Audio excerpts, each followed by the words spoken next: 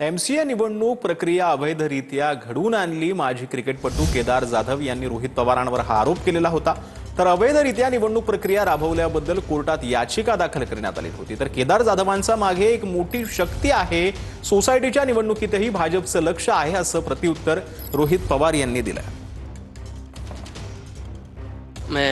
माझे आत्ताचे अध्यक्ष आहेत रोहित पवार, त्यांचे कुटुंबातले सगळे नातेवाईक त्यात सामील करून घेण्यात आले आहेत आणि त्यांच्या उद्योगधंद्यामधील डायरेक्टली और इनडायरेक्टली जे काही त्यांना असोसिएटेड आहेत ते सगळे सुद्धा त्यात इन्व्हॉल्व करून घेण्यात आले या मेंबरच्या लिस्टमध्ये। पण ह्या प्रकरणाचं गांभीर्य जाणून घेऊन मुंबई उच्च न्यायालयाने त्याला स्थगिती दिली आहे। याच्यावरूनच कळून येतं की ही गोष्ट किती गांभीर्याने घेण्याची गरज आहे आणि जे काही चालू आहे महाराष्ट्र क्रिकेट असोसिएशनने अतिशय अवैधरित्या निवडणुकीची प्रक्रिया त्यांनी घडून आणली आहे आणि त्याच्या विरुद्धच आम्ही ती याचिका दाखल केली। मुंबई उच्च न्यायालयाने 4 फेब्रुवारीला पुढची तारीख दिलेली आहे।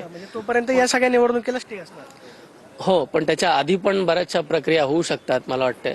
केदार जाधवला पुढे करून एक खूप मोठी शक्ती आमच्या विरोधात त्या ठिकाणी उभी आहे। पण आता आम्हाला सवय झाली फार, आता सोसायटीचं 100% सोसायटीचं इलेक्शन असलं तरी त्याच्यामध्ये भाजप लक्ष देणार, पैशाचा वापर करणार, बरंच काय त्या ठिकाणी करणार। पण ह्या सगळ्या गोष्टी होत असताना कोर्टामध्ये सुद्धा ज्या गोष्टी नीट व्हायला पाहिजे होत्या त्याच्यामध्ये सुद्धा आपण जर बघितलं, आज मी सांगत नाही पण येत्या काळामध्ये त्या बाबतीत सुद्धा मी खूप स्पष्टीकरण देईल की कशा पद्धतीने युक्तिवाद झाला।